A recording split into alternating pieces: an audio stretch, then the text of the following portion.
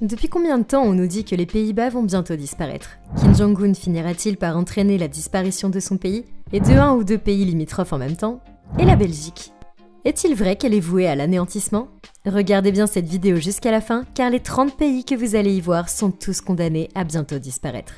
N'oubliez pas de cliquer ici pour vous abonner si vous aimez cette vidéo et d'activer toutes les notifications pour ne rater aucune de nos prochaines vidéos. Allez, on reprend.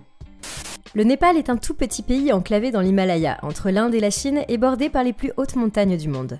En raison de son enclavement, le pays dépend presque totalement de son voisin indien, avec lequel il partage énormément de liens sociaux et économiques.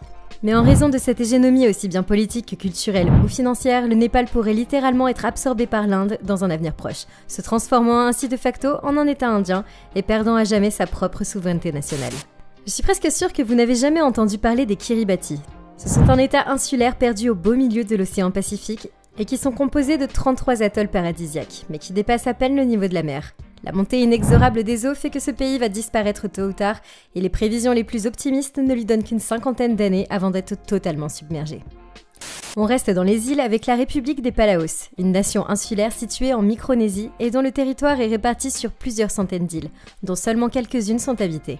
Cet archipel idyllique est pourtant gravement menacé par le réchauffement climatique, dont les conséquences néfastes se font sentir de plus en plus sur la population.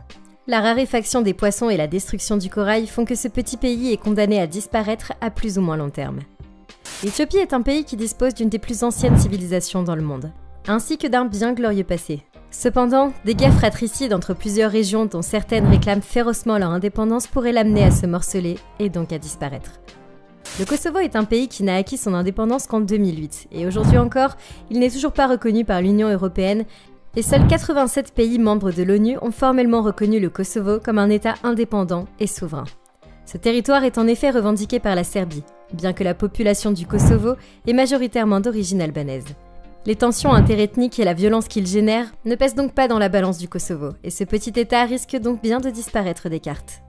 Depuis quelques années déjà, la Syrie n'est plus qu'un immense champ de bataille, où les violences ethniques, politiques et religieuses font rage et provoquent des centaines de milliers de morts et de blessés. La Syrie est d'ailleurs considérée aujourd'hui comme le pays le plus dangereux de la planète, ce qui ne présage rien de bon quant à son futur et à son effondrement quasi programmé.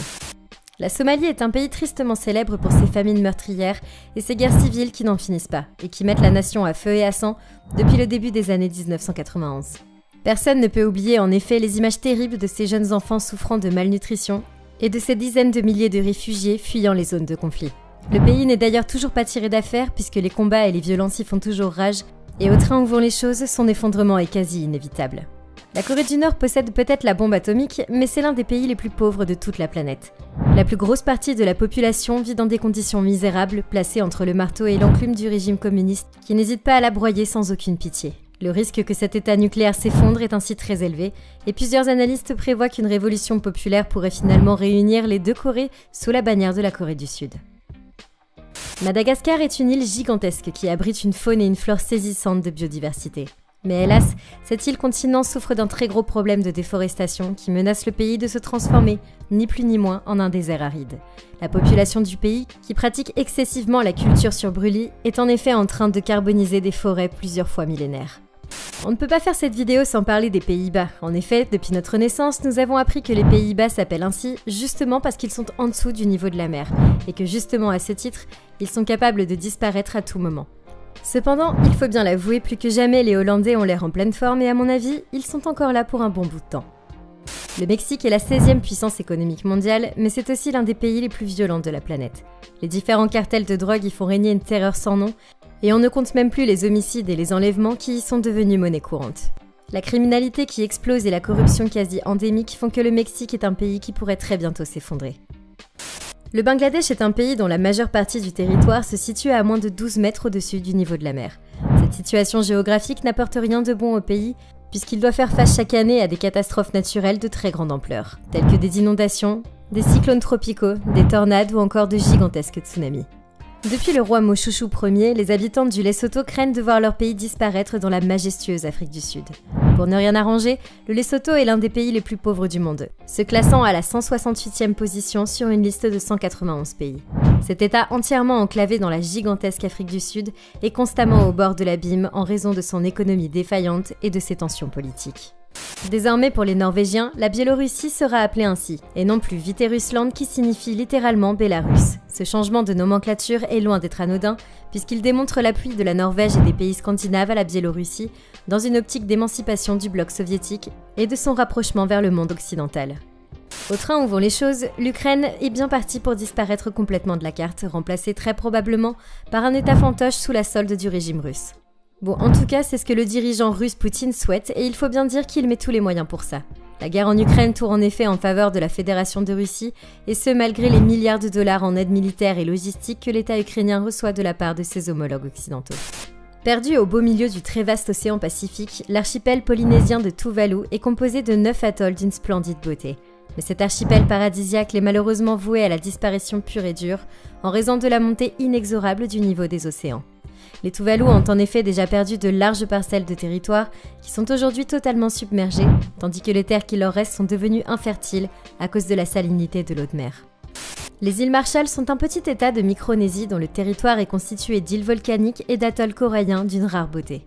Mais ce pays porte encore les stigmates de la Grande Guerre, ainsi que des tests nucléaires de l'armée américaine qui y a fait exploser 67 bombes atomiques, principalement sur l'île de Bikini. D'ailleurs, selon certains, ces îles seraient toujours radioactives et il vaudrait mieux ne pas s'en approcher. En outre, cet archipel souffre également de la montée spectaculaire des eaux qui grignotent chaque jour un peu plus de terre. On estime ainsi que ces magnifiques atolls coralliens auront complètement disparu d'ici 60 ans au gros maximum, ce qui serait une énorme perte pour toute l'humanité finalement. La Grande Muraille de Chine est la plus imposante structure architecturale jamais construite par l'être humain, de telle sorte qu'elle est littéralement visible depuis l'espace.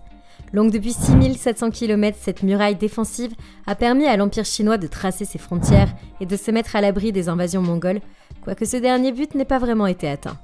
Mais si la Grande Muraille est aujourd'hui un patrimoine culturel inestimable pour l'Empire du Milieu, l'ouvrage est lentement en train de succomber à l'érosion et aux conditions climatiques. Plus de 2000 km de la muraille est ainsi tombée en ruine ou carrément effondrée, ce qui représente environ 30% de sa surface totale. Et si rien n'est fait pour la sauver, il est fort probable que cette merveille architecturale des temps jadis finisse par être complètement anéantie. Majuli est une île qui se situe sur le fleuve aux eaux tumultueuses du Brahmapoutre, dans l'état indien de l'Assam.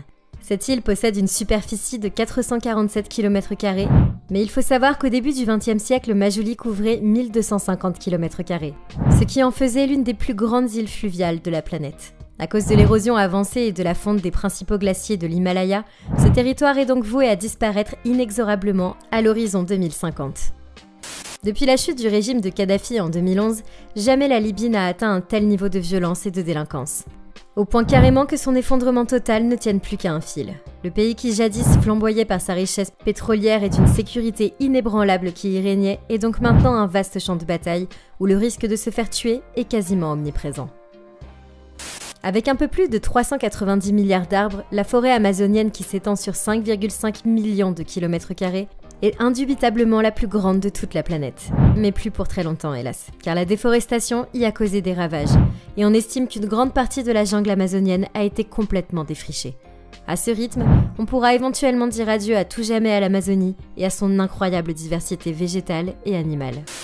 Ah, Venise, ses balades romantiques en gondole, ses ponts emblématiques et ses habitations pittoresques. Mais il se peut que tout cela ne soit plus que de l'histoire ancienne, car la belle ville italienne est menacée elle aussi par la montée générale des eaux de mer. De plus, ces bâtiments construits pour la plupart sur des pilotis en bois sont constamment sous le risque de s'effondrer, sans compter les très fréquentes inondations qui y sévissent chaque année.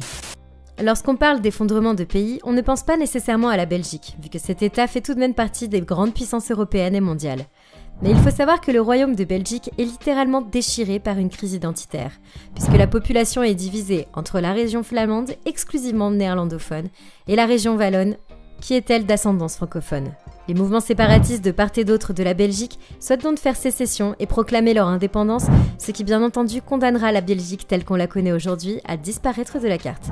Bon, rassurez-vous, ce n'est pas pour demain matin, on pourra continuer à charrier malicieusement la Belgique au foot pendant encore un bon bout de temps.